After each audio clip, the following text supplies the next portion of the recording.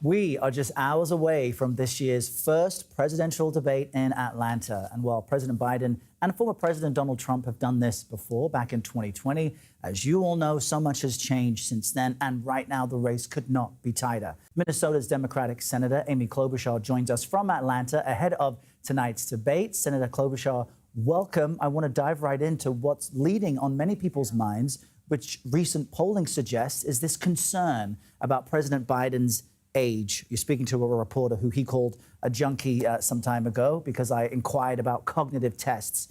How significant is it tonight that Mr. Biden shows he's fit for the title of commander-in-chief?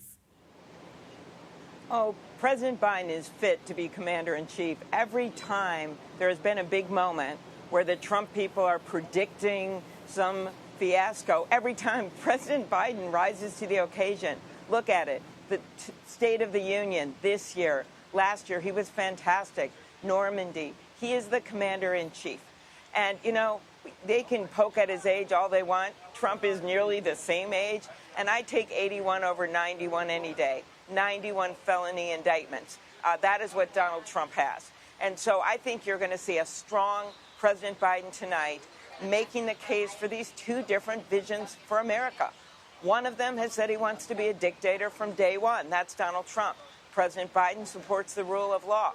One of them clearly, as we look at the Idaho case and Women of America, case by case, day by day in the middle of this litigation, one of them, President Biden, wants to codify Roe v. Wade into law, and Donald Trump says he is proudly the person responsible for overturning it. These are two different visions for people's freedoms and for America. And when we're sitting here in Georgia, a place that relies on the Affordable Care Act with 1.3 million people using it, during Donald Trump's presidency, repeated attempts to repeal it. Just last year, he said he'd go for it. This is what we're dealing with. And President Biden worked with President Obama to get this done.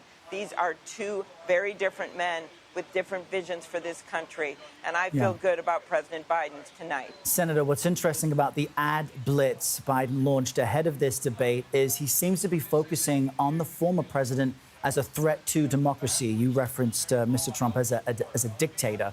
In your view, because the attention spans in the U.S. are so limited, should Biden prioritize his administration's success or on what he sees as Trump's weaknesses? Well, you know, it's going to be a long debate, and he's going to be able to do both things, especially since the moderators I know, who are very respected journalists, are going to have a clear command of this debate stage. And I see this issue of democracy as being key. We are sitting here in Atlanta, Georgia, a great place. But this is exactly the state where President Trump, at the time, called in to try to get over 11,000 votes from the Republican Secretary of State, caught on tape saying, hey, find me the votes, so he could illegally try to claim victory in the state of Georgia. Of course, democracy is on people's mind. In the last election, it was one of the major reasons that people voted Democratic, including moderate Republicans and independents. And Donald Trump has basically vowed revenge. He has said he will be a dictator from day one, his words, not mine. And that is why democracy is going to be on the ballot and why you will see the president making the case for voting rights and for democracy.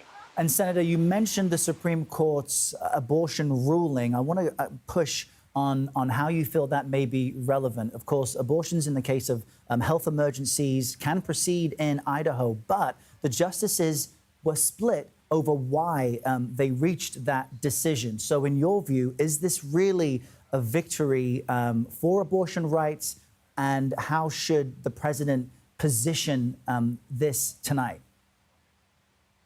All this is a temporary reprieve. It is nowhere near a victory.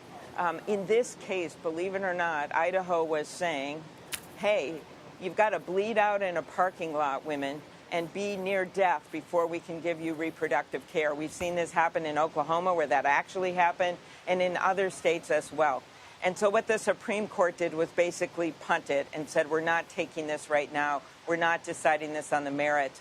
And what we need to do is codify Roe v. Wade into law. Donald Trump, you know, I thought he'd take us back to the 1950s. It appears he's trying to take us back to the 1850s. the kind of repercussions from the overturning of Roe v. Wade done by judges that he put on the court needs a president, and we've got it in President Biden, who is willing to take this on. And again, you can look at what happened in Kansas in the referendum, in Ohio, in the Virginia legislative races.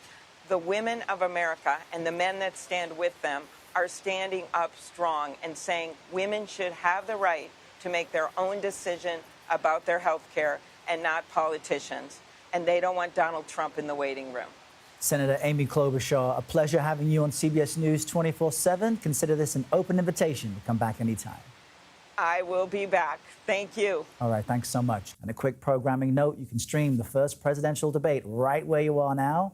It's on CBS News 24/7. Coverage begins at 5 p.m. Eastern on America Decides. The debate, hosted by CNN, begins at 9 p.m. Eastern.